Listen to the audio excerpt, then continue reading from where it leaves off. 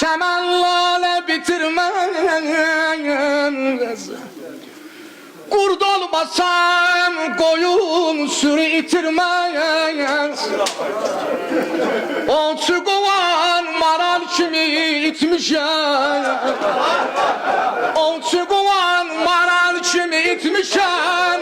Heç kim məni ellərimə yetirməz. Yəcəm valla.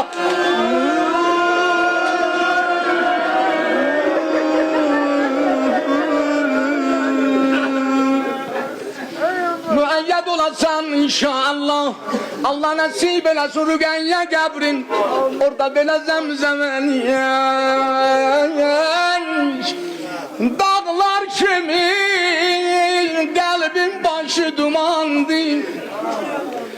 Gözlərimdə həzrət zirişi qandır. Xudayım sinnim uşaq nabələdəm yollara. Şamın yolun tapamıram hayandım. Su varsalar qunça toza bürünməz. Qəşək qulaq asın.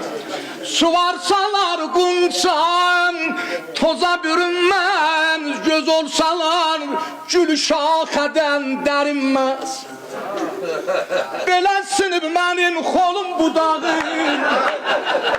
Belə sinib mənim xolum budağım. Mübayim tozlu saçım ölənəcək görmə.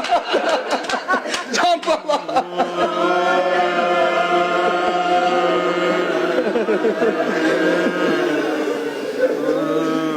Məyyəd olasın, Gələ heyətə gələn aşıq olam, sözü təhvil olam. Xudayım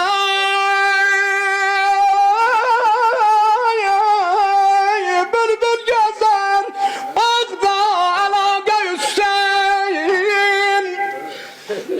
Cəh-cəh vurar gül üstə, sağa üstəm. Koymadılar yol uzun yoxşayan. Parpar olan gülümün ağır üstəyə. Ben koymadı ədyəskərimi oxşayama.